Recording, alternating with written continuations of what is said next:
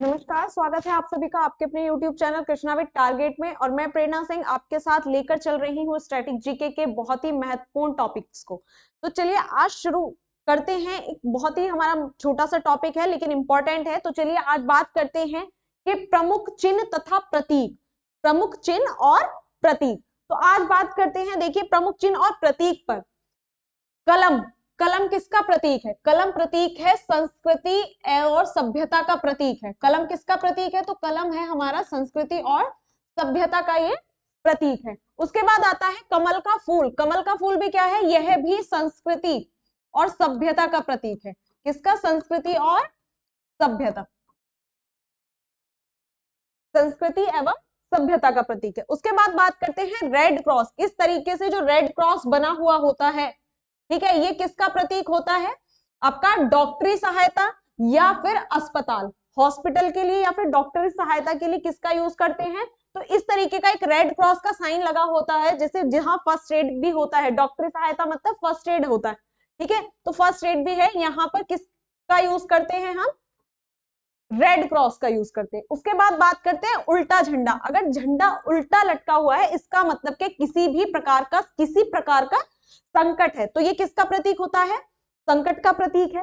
उसके बाद बात करें सफेद झंडा। सफेद झंडा होता है समर्पण के लिए या संधि के लिए। जब किसी बात को लेकर, किसी चीज पर, किसी भी कानून पर संधि होती है या फिर समर्पण किया जाता है, उस समय किस तरीके का झंडा होता है? तो सफेद झंडा जो है वह संधि या समर्पण का प्रतीक है।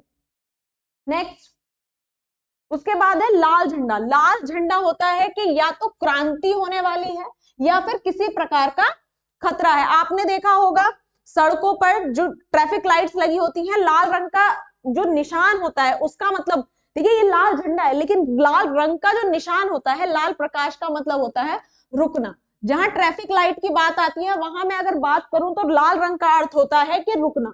और वहीं पर अगर पीले रंग की बात करें, जो पीला रंग होता है, पीला रंग किसे कहता है? पीला रंग कहता है रुकने के लिए, इंतजार करने के लिए, ठीक है। उसके बाद काला झंडा। काला झंडा होता है विरोध का प्रतीक। देखिए आपने सभी ने इतिहास पढ़ा है और इतिहास में आपने पढ़ा होगा 1919 का रॉलेट एक्ट। क्या पढ़ा है वहां पे? 1919 का रॉलेट एक्ट जो था, क्या था कि ना दलील ना वकील ना दलील, कुछ भी नहीं था, ठीक है, ना अपील ना वकील ना दलील, किसी भी चीज की कोई बात नहीं है। उसी को लेकर 1919 में रॉलेट एक्ट भारत आया था और इसी में क्या हुआ था? इसी को काला कानून कहा गया है। तो काला कानून क्या है? विरोध का प्रतीक है। 1919 में जो रॉलेट एक्ट यहाँ पर आया था उसको क्या कहा गया था?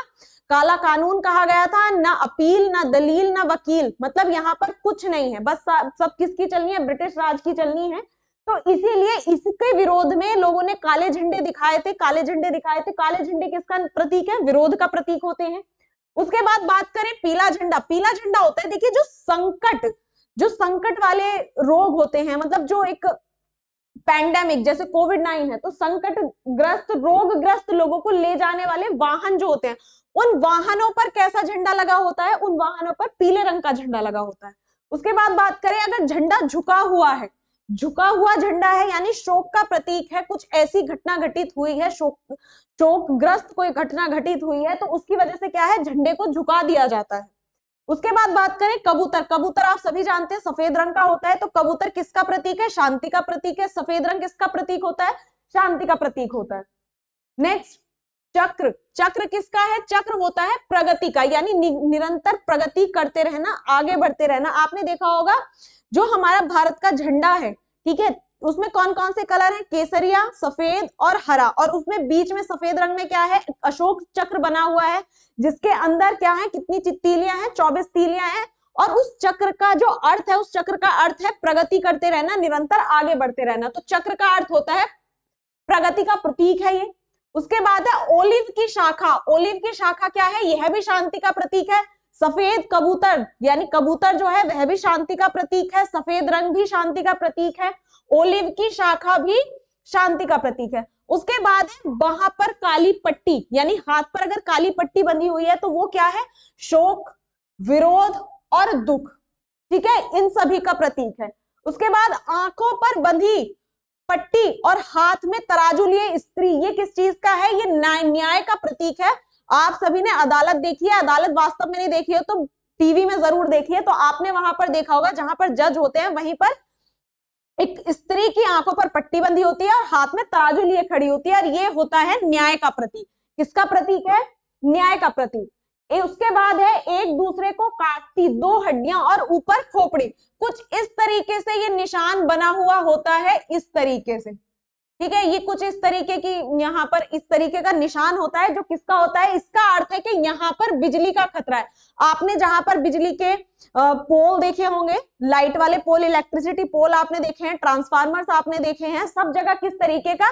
इस तरीके का एक निशान बना हुआ होता है, एक दूसरे को काटती हुई दो हड्डियां और ऊपर खोपड़ी उसमें होती है। अब उसके बाद बात करते हैं हरा प्रकाश। हरा रंग जो है वह किसका है? यातायात जाने का संकेत है।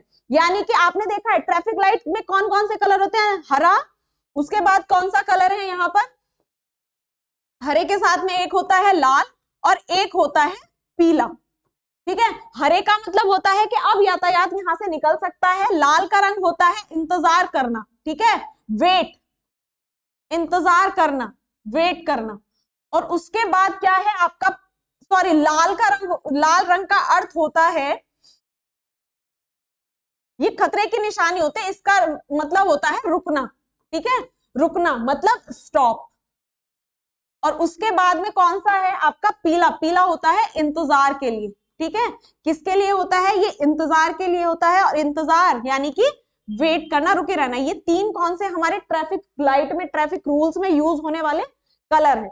उसके बाद बात करते हैं जो हमारा भारतीय झंडा है। अगर झंडे, राष्ट्रीय झंडा जो है हमारा, ठीक है, इसमें कौन कौन से रंग हैं? इसमें 3 रंग है, ठीक है। कौन कौन से रंग हैं?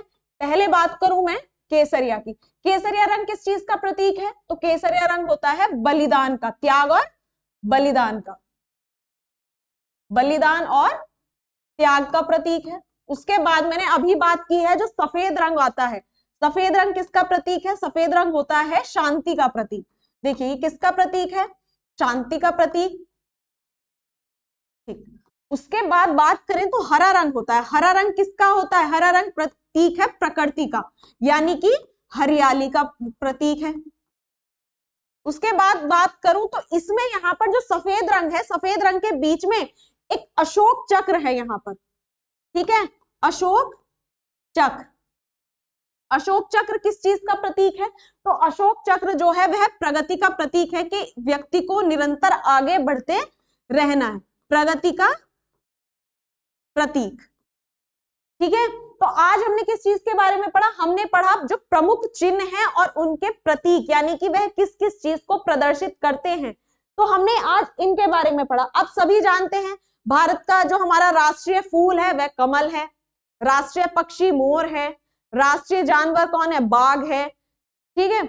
उसके बाद जो राष्ट्रीय चिन्ह है वह कौन सा है? अशोक चिन्ह है, जो कि कहां से लिया गया है? अशोक स्तंभ से लिया गया है, ठीक। अगर राष्ट्रीय वाक्य कहें तो आपका सत्यमेव जयते, जो आपका वाक्य है सत्यमेव जयते, तो यह है कहां से लिया गया है? यह लिया गया है मुंडकोप उपनिषद से। कहां से? मुंडकोप निषद से, ठीक है। तो ये सभी क्या है? ये थोड़ा सा भारत के बारे में आज हमने पढ़ा, जो प्रमुख चिन्ह हैं और उनके प्रतीक के बारे में हमने पढ़ा। एक छोटा सा टॉपिक मैं आपके लिए लेकर आई थी, जो कि महत्वपूर्ण भी है, कहीं से भी क्वेश्चन पूछे जा सकते हैं जीके में, तो हमें किसी भी क्वेश्चन को छोड़ना नहीं है, हर प्रकार के क्वेश्चन को लेकर चलना है अपने साथ में। और केवीएस में भी आपका 10 मार्क्स का जीके जीएस आपका आने वाला है, तो लगे रहिए, तैयारी करते रहिए। और वीडियो अच्छी लगे तो लाइक शेयर कमेंट करें, चैनल को सब्सक्राइब करें। इसी के साथ बहुत ही जल्दी मैं आपके साथ पूरे स्टैटिक जीके को कवर करने वाली हूँ। डेली हम टॉपिक वाइज लेकर चलेंगे, डेली टॉपिक्स को कंप्लीट करेंगे, तो लगे रहिए and good luck to all of you.